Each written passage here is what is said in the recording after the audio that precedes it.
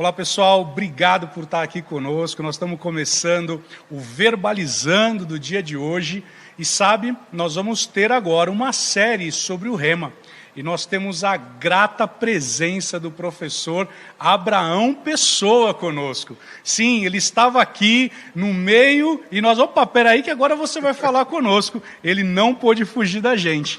Então, vem conosco ouvir um pouquinho do que é, de fato e de verdade, experimentar o poder de ser Rema.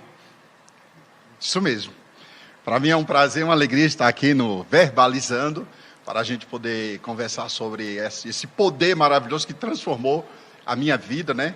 Desde 1993, 94, essa palavra tem impactado a nossa vida. Amém, glória a Deus. E para a gente falar no dia de hoje, nós vamos falar sobre fundamentos da fé. Um bate-papo descontraído a respeito disso. E Abraão, uma coisa que mexe muito comigo quando eu vou falar sobre fé, essa é uma aula que, para mim, ela é um turbilhão. Sim. Porque na Bíblia revista e atualizada, ou melhor, na Bíblia amplificada, ela vai dizer assim: ora, a fé é o firme fundamento, é a certeza, é a essência, é a confiança, é a substância, a segurança, a realização, confirmação, garantia, posse antecipada, título de propriedade.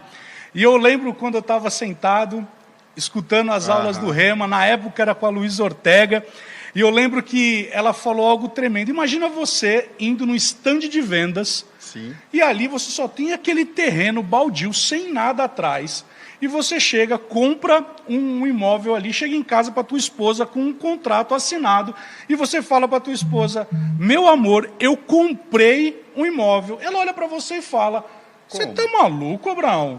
Ali é um terreno baldio, não tem nada.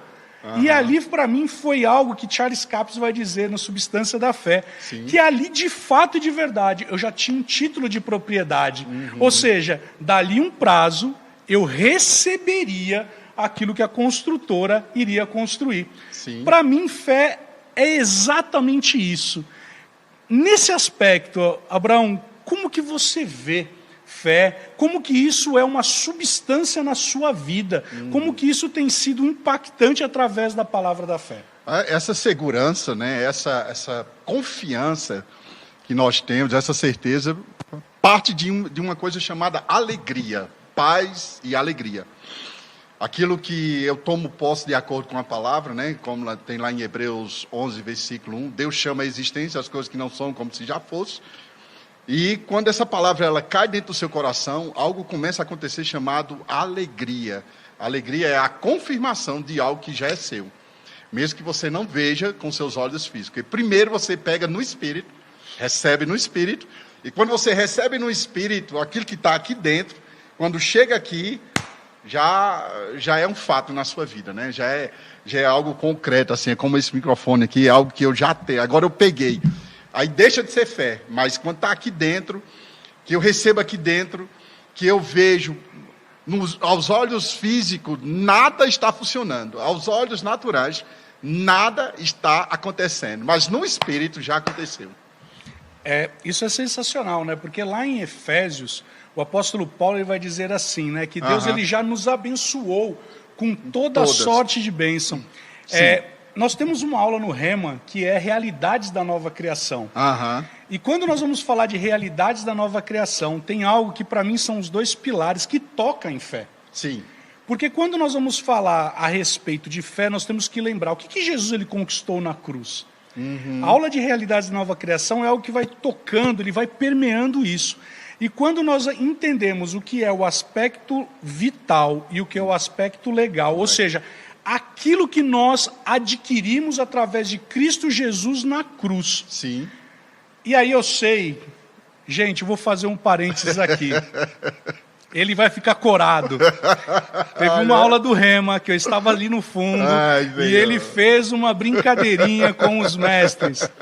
Mas sabe, ele estava dando aula de Cristo, aquele que cura. E eu lembro que ele, num espírito fervoroso, ele incendiou a sala, porque se tem uma coisa que é direito nosso, vai dizer respeito à cura.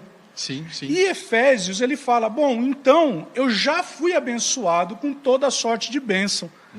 Então, como que eu trago isso à existência? Como que essa fé, ela se materializa?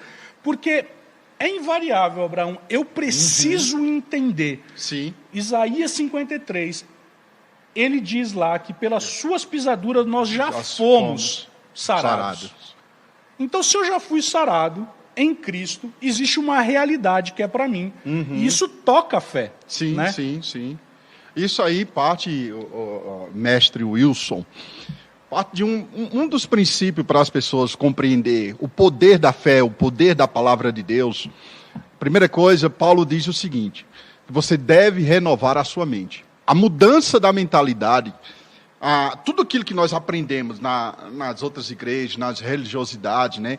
Naquilo que a gente aprendeu como letra, isso atrapalha entender a velocidade do Espírito, as coisas do Espírito. É por isso que esse poder que você experimentar, você vai começar a entender. Caramba, não é dessa forma, dentro do meu raciocínio. Eu vou começar a pegar o que é do Espírito. Então, a mudança da mentalidade, eu digo, rapaz, isso aqui é impossível. Como eu já sou abençoado se eu estou debaixo de uma maldição? Como Jesus já levou a doença se eu estou doente? O que é isso? Fé é um grão de mostarda? Fé é um vento? É uma força? O que é isso? O que você vai entender que fé é o poder da palavra de Deus na sua boca. A palavra é a espada. Quando você começa a falar a palavra, você vai pavimentando a sua estrada, você vai pavimentando coisas que estão em oculta, que seus olhos não conseguem ver e compreender. Quando você muda a sua mentalidade, mudar a mentalidade vai mudar a confissão. Mudar a confissão automaticamente vai trabalhando a sua crença. Quando muda a crença, muda o pensamento, muda a confissão, muda seu estilo de vida. Eu lembro quando o irmão Reagan, num dos seus livros, ele cita um testemunho de uma mulher, e nós estamos falando sobre cura, gente, porque é algo que toca muito o nosso coração a respeito disso, né? É óbvio que nós temos uma aula específica sobre Cristo, aquele que cura, Sim. Mas quando a gente tem essa essência, algo manifestando em nós, nós vamos entender. O irmão Reagan, ele dá um testemunho que certa vez ele estava ministrando e uma mulher estava sentada no auditório e ela fala assim, ó, irmão Reagan, esse dia eu não fui curada, mas naquela época não existia pendrive, não existia Spotify, Deezer, não existia nada disso. E ela adquire uma fita cassete. E durante um ano ela vai ouvindo a respeito daquilo. E passa-se um ano e o irmão Reagan ele volta naquela mesma cidade. E aquela mulher chega para ele e fala assim, irmão Reagan, quero dizer uma coisa, naquele dia eu não fui curada, mas eu fui através da palavra, ouvindo aquelas ministrações, porque fé vem pelo ouvir, e o ouvir a palavra de Deus, e aquilo foi gerando algo no meu espírito, e sabe de uma coisa? Eu fui curada. Da mesma forma, numa outra obra do irmão Reagan, ele cita uma mulher que foi diagnosticada com câncer, e ela chega em casa, e ela fala, começa a olhar para todas as suas fotografias, ela fala, tem alguma coisa errada aqui, eu não sou essa mulher doente. E ela, então, ela substitui todas aquelas fotos e ela começa a colocar fotos dela em festas, foto delas em locais alegres. E aí ela vira e fala assim, eu sou essa mulher. O marido dela falou, ela enlouqueceu, ela sai do consultório. E aí, como que isso funciona, Abraão? Porque o irmão Reagan, ele tem um versículo que ele carrega. Eu estava falando essa semana com um irmão. Você consegue imaginar, ele com 16 anos ele é curado, ele morre aos 85 anos, se eu não me engano, ele prega o mesmo versículo a vida inteira. Marcos 11, 23. 23, isso mesmo. Como que é isso na vida do crente? Porque ela olha para aquela fotografia e ela recebe aquela cura. Aquela mulher, um ano, ouvindo falar, e ela recebe a cura. Como é isso? Cara, é interessante demais. Isso foi muito bom você ter falado nisso. Talvez a gente ia até entrar nesse ponto da questão da imagem, de gerar uma imagem. A imagem que está dentro de você é o que vai se manifestar. Se você tem uma imagem negativa, e tem uma coisa que o diabo engana muito no Fundamentos da Fé, nós ensinamos sobre assentimento mental, não é? Que parece ser verdade, mas é uma mentira, que é o que o diabo trabalha nisso. Parece que você está crendo, mas no fundo você não está crendo. E o que acontece nessa mudança, aquilo que você começa a colocar dentro dos seus olhos. Por isso que Provérbio diz que você tem que não afaste a palavra de Deus dos teus olhos. Depois ele fala para Josué, medita nela de dia e de noite. Quanto mais você fixar a palavra dentro de você, aquilo vai se tornando rema. Vai se tornando rema. E a palavra ela vai impregnando no seu espírito, depois nas células do seu corpo, depois no seu subconsciente. E quando essa mudança acontece, as coisas começam a fluir na sua vida. Existe a cura, como você falou, de uma mulher que depois de 1 ano ela foi curada, porque tem coisas que são progressivas e milagres que são automáticos, né? Acontece na hora. Mas tem coisa que é um processo. E nesse processo é onde eu estou tirando as coisas negativas de dentro de mim, daquilo que eu aprendi errado, aquilo que me ensinaram de uma forma errada, aquilo que está impregnado na minha alma, nos meus sentimentos, no meu mais íntimo. Então, existem 2 verdades, a verdade natural e a verdade espiritual. Como eu investi demais na verdade natural, ao espiritual ficou lá embaixo. Então, o que é que eu preciso fazer? Me alimentar mais da palavra de Deus, eu vou tirando as imagens negativas, de que eu não posso, não tenho, não dá, não tenho, não consigo, a minha vida é difícil, e tudo para mim sempre é mais complicado. Eu vou começando a mudar isso de acordo com a palavra de Deus, mesmo não estando vivendo isso. O que é que acontece? A imagem que eu vou criando como essa mulher, ela foi gerando a imagem. Quando ela foi vendo aquilo, ela foi criando, ela foi projetando no seu subconsciente e no seu espírito a verdade que Deus criou ela. Por isso que lá em Gênesis diz assim, tudo que Deus criou foi bom. Quando ele criou o homem e a mulher, disse, foi bom demais. Então, tudo que Deus fez foi perfeito. Quando você olha a imagem perfeita de Cristo, lá na cruz, depois da cruz, na ressurreição, dentro da nova aliança, essa imagem de que ele tem de você, você gerando isso dentro de você, você vai começar a falar, você vai começar a ver e você vai começar a se sentir. E quando você está nisso aí, você sabe quem você é, o que você pode e aonde você vai chegar. É interessante que você usou uma palavra no final, você usou uma ordem aí.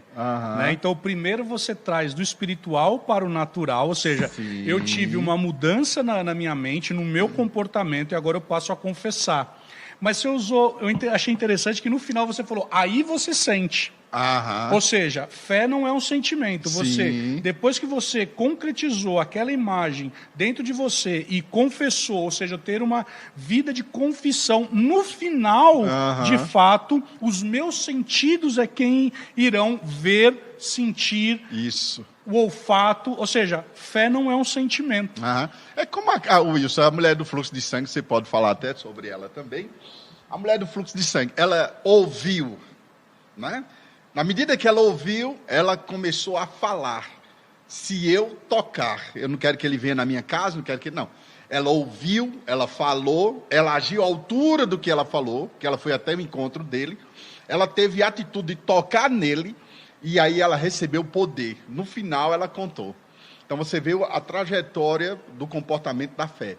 Então, você só vai falar o que você escuta. Se você escutar incredulidade, só vai falar incredulidade. Rapaz, é difícil. Rapaz, essa doença. O médico diz que não tem jeito. Aquilo que você está escutando de negativo, você vai falar, mesmo que você esteja dentro da igreja.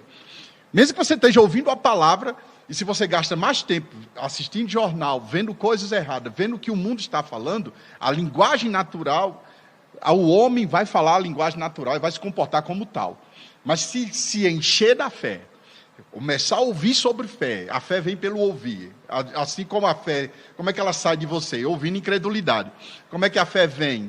Da onde é que ela vem? Ela está dentro de você, ela está aí em você. Na medida que você escuta a palavra, você atiça ela dentro de você, e ela se levanta, e quando ela se levanta, você vai começar a dizer, eu sou isso, eu sou isso, eu sou. Por isso que Paulo dizia, posso todas as coisas naquele que me fortalece.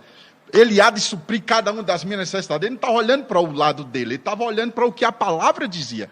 O que aconteceu com isso? Ela começou a falar, ela ouviu, ela começou a dizer, ela começou a ter uma atitude em cima daquilo. Há 12 anos que essa mulher tinha esse problema. Cara, imagina a mentalidade dessa mulher. Imagina como ela foi afetada. Sua vida não tem jeito, sua vida não tem jeito, sua vida... 12 anos ouvindo isso, Wilson. E de repente essa mulher escuta, rapaz, se eu tocar na roupa dele, eu vou ser curado. E o que aconteceu? Poder operou sobre ela. Depois ela contou o testemunho. As pessoas querem contar testemunho antes de acontecer algo, mudança no seu interior.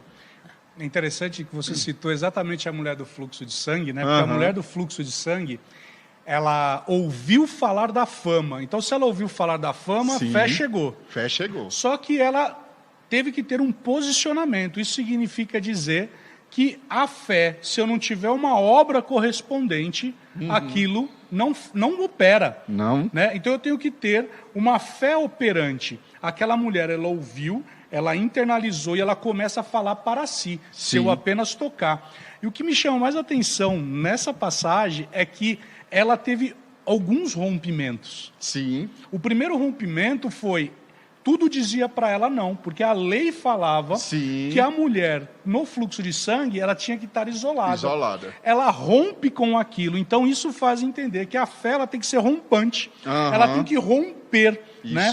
O apóstolo Paulo ele vai dizer lá em Coríntios, né? Eu criei, por isso falei. Então, ou seja, eu tenho que ter uma atuação efetiva do Espírito da fé. Né? Eu não posso, e aí eu gosto disso, quando falam, será que fé é um salto no escuro? Eu costumo dizer que quando nós vamos falar sobre fé ser um salto no escuro, não é, isso é um suicídio.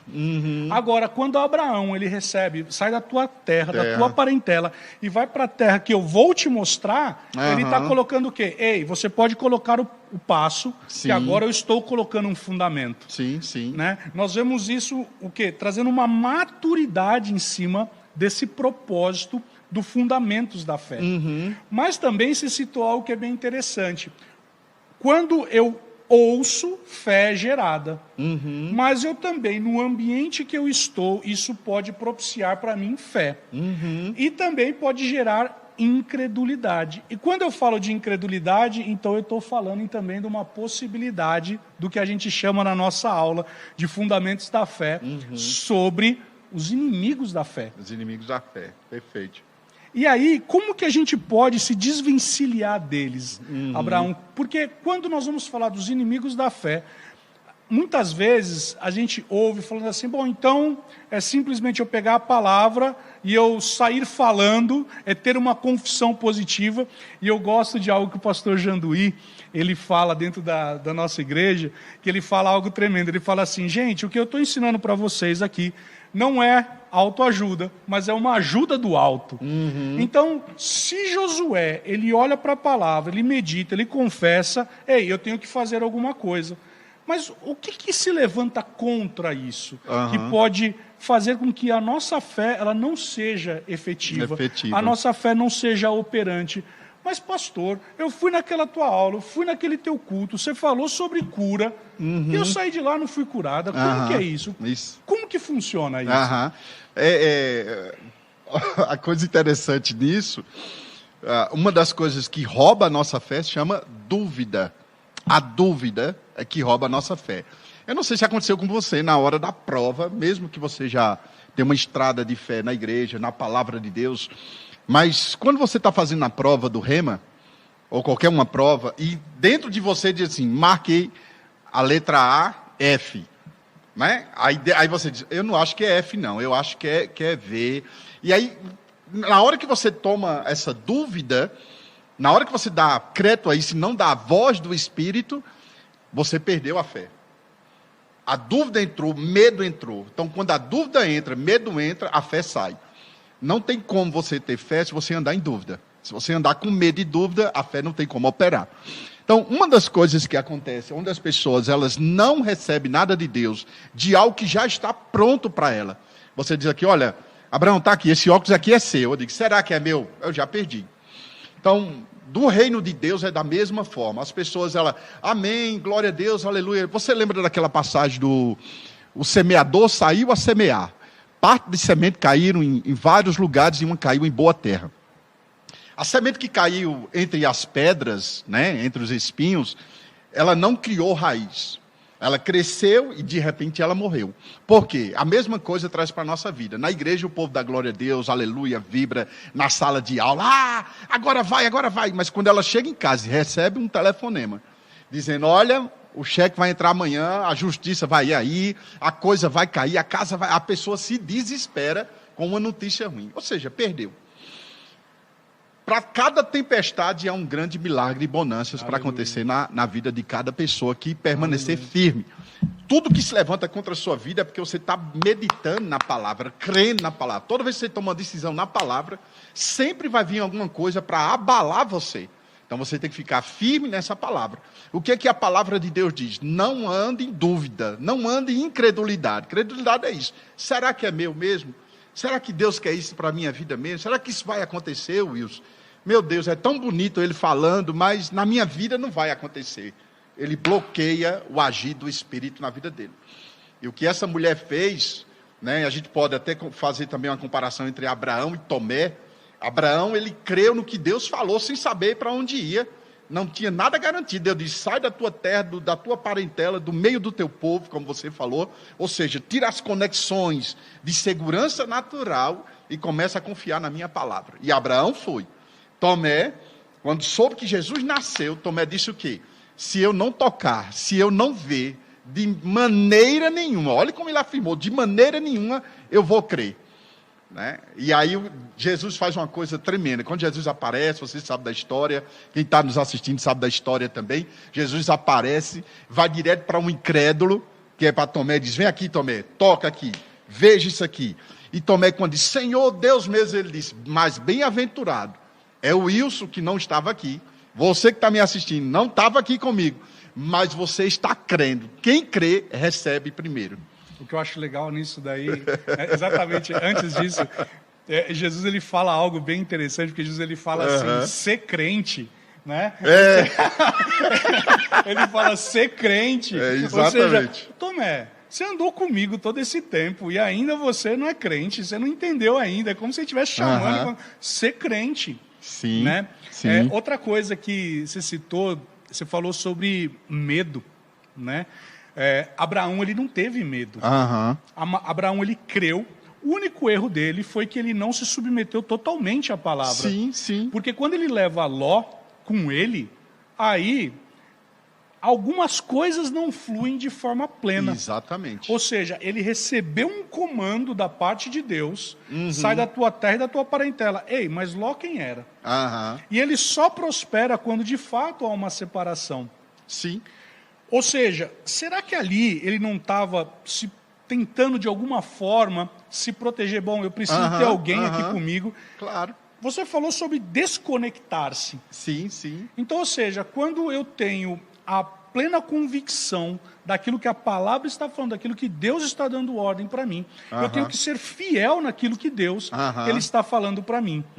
Quando Josué ele vai para a batalha, em Jericó ele ganha. Tinha uma ordem, tinha um comando, estava tudo certo, ele estava debaixo. Era uma loucura. Você andar debaixo, gritar, depois você dá um berrão e cai todas as muralhas, só pode ser por fé. Sim, sim. Só que existia um comando, olha, tem que ter uma santificação aí no meio. Quando ele vai para Ai, ele perde a batalha. E ali chama a atenção, porque se o comando ele não é atendido de forma efetiva, a minha fé, ainda que ela seja operante, ela pode então ter alguma coisa no redor dele que está atrapalhando. E quando nós vamos ver lá e eu gosto muito, quando nós vamos ler João 14, 15 e 16, Jesus está falando, eu estou te dando um cheque em branco. Isso. E esse cheque em branco está assinado com o nome de Jesus. Ou seja, quando eu te dou esse cheque em branco de João, capítulo 14, capítulo 15, capítulo 16, no capítulo 16 é meio que a cereja do bolo, que ele vai dizer o seguinte, se você pedir, vai ser feito em meu nome, para que a tua alegria seja completa. Então, se existe algo que foi conquistado para mim na cruz, muito bom. E se foi conquistado para mim na cruz, é um direito meu, é um aspecto legal, eu tenho que fazer então uso do nome. Mas quando eu não faço uso do nome, como que fica isso? Será que de fato a minha fé está sendo operante? De jeito nenhum, né? A revelação ou o entendimento que a pessoa tem do nome vai ser o tanto de fé que vai operar.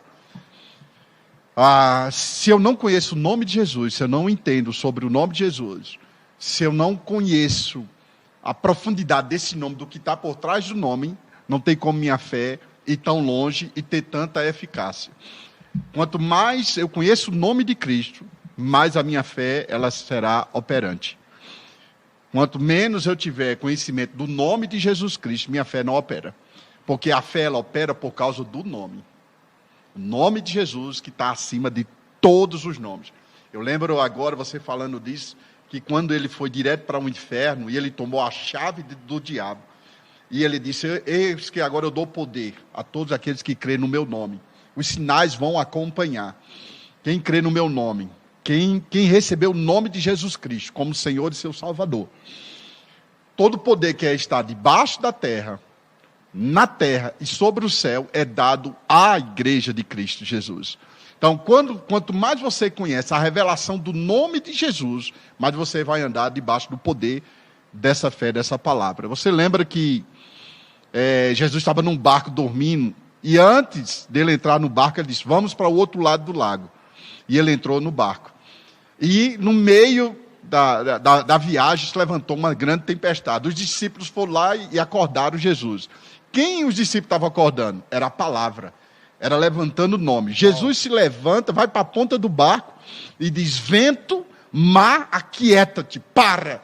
E eles ficaram perplexos, porque eles não sabiam o tanto de poder que há nesse nome. Tudo obedeceu por causa do nome.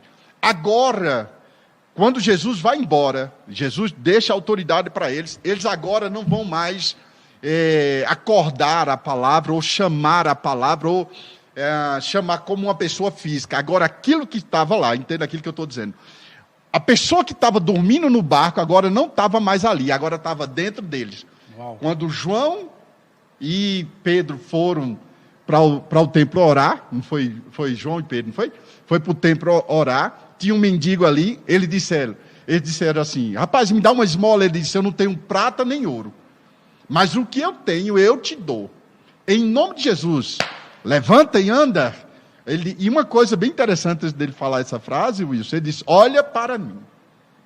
Antes, ele agora dependia de alguém físico que estava ali. Só que agora, o que era físico que estava lá, agora passou para dentro dele agora. Agora ele descarregava dentro dele. Olha para mim, o que eu tenho eu te dou. Uau. Sai dessa cama agora. Sai dessa situação agora. Isso é muita convicção e entender que não é Abraão que está falando, mas o que ele está carregando para que sua vida seja transformada. Uau! Gente, você consegue imaginar isso porque nós estamos aqui só num bate-papo. Imagina você tendo 8 aulas e tendo um professor como esse, explicando isso, você tocando nessa unção e você fluindo dessa forma. Sabe, isso é tremendo. As aulas do Rema, é fantástico. Eu amo. Eu sou suspeito, eu fiz a brincadeira contigo antes, a respeito da última aula que você deu aqui, de Cristo aquele que cura, mas as aulas são práticas, né? Então, ou seja, você deu aula de Cristo aquele que cura, pessoas são curadas, né? Porque a palavra, eu gosto muito de alguns textos, Salmo 107:20 diz que ele enviou a sua palavra e nos curou, né? Interrompeu todo o processo de morte. Uau. Salmo 147:15 ele dá ordem para a terra e a palavra corre velozmente. Isaías 55 vai dizer que a palavra não volta vazia sem cumprir seus efeitos. E aí nós estamos no meio do ambiente, no meio de uma aula e de repente um professor que está ali ligado, plugado, e o aluno que está conectado, trazendo e sugando aquilo. Isso. Não tem como não receber. É verdade. Né? Não tem como não receber. E quando você fala a respeito do nome de Jesus, eu lembro de 2 livros, um do Kenneth Hagin, que vai falar o nome de Jesus, e também tem o de D.W. Kenyon, o maravilhoso nome de Jesus. E os dois citam a mesma coisa, falando assim, se você não sabe quem você é em Cristo, ou seja, a tua identidade nele, isso faz com que a tua fé seja fraquejante. Isso mesmo. Agora, nesse contexto, Abraão, tem uma aula nossa que, para mim, foi, quando eu era aluno do Rema, foi a aula que mais mexeu comigo, foi a aula de aliança de sangue. Ei. Mas o que mexeu comigo nessa aula foi quando, na época foi o Léo Murata que me deu essa aula, ele falou a respeito de quando aquela mulher, há 18 anos, ela estava corcunda. E Jesus vira para ela e fala assim, pode uma filha de Abraão ser mantida num cativeiro? Isso me faz entender que aquela mulher ela não tinha conhecimento, discernimento da aliança que ela tinha. Se nós formos lá, Davi e Golias, todo mundo já ouviu essa pregação de Davi e Golias e tal, Mas quando nós vamos ver, Davi ele fala uma frase que é uma chave, que somente quando nós temos esse conhecimento pleno da palavra, da aliança, ele fala quem é esse incircunciso. Veja, ele não falou quem é esse grandão, quem é esse testudo, ele falou o seguinte, quem é esse incircunciso. Porque ali havia uma aliança em Abraão que dizia basicamente, em você vai ser bendita todas as gerações, a descendência será, e quem te abençoar, eu vou abençoar. Quem te amaldiçoar, eu vou amaldiçoar. Abraão, o que estava acontecendo há 40 dias? A afronta, Golias estava amaldiçoando. Quando Davi ele se achega, ele simplesmente aciona pela fé aquilo que é a aliança.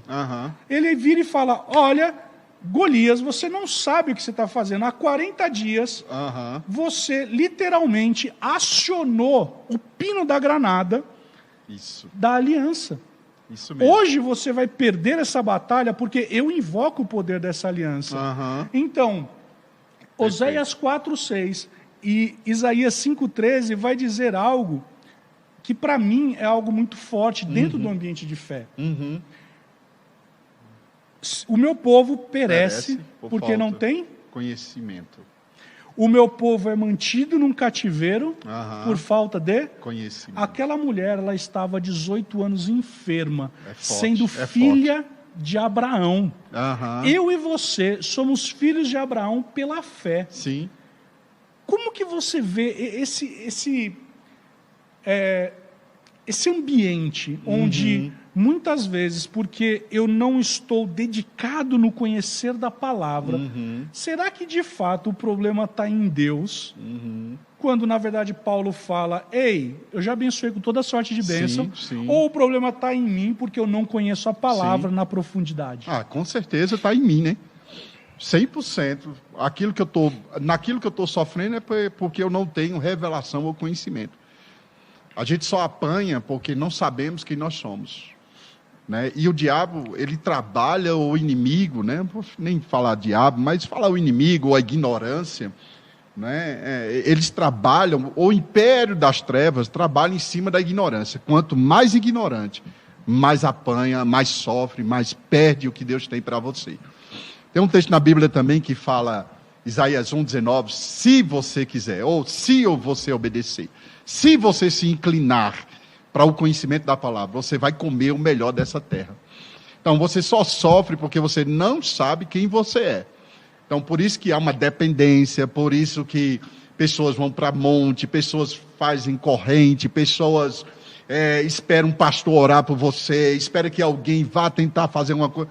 Você tem todas as respostas que você precisa, toda a solução da sua vida está em conhecer a palavra de Deus e colocar ela dentro de você.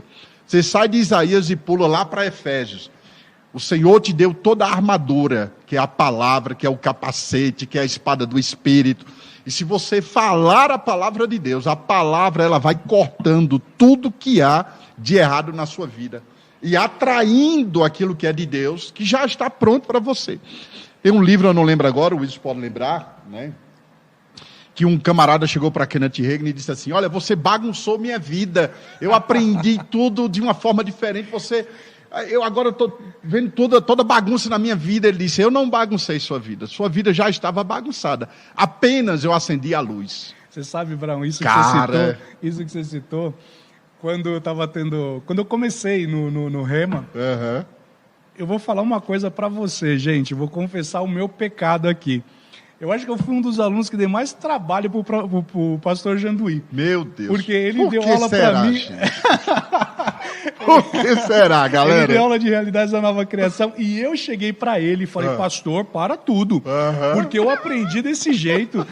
Você está bagunçando a minha cabeça. E ele citou exatamente isso. Ele falou, eu não baguncei nada, eu só liguei a luz, já estava bagunça tudo aí. Né?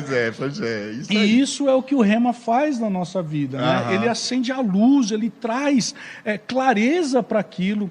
E muitas vezes nós estamos olhando, então, Charles Capps, no seu livro Línguas, né, um livro de capa vermelha que eu gosto bastante, ele fala da seguinte forma, tem gente que confessa algo, ora algo, mas depois, com a própria língua, Ele desfaz.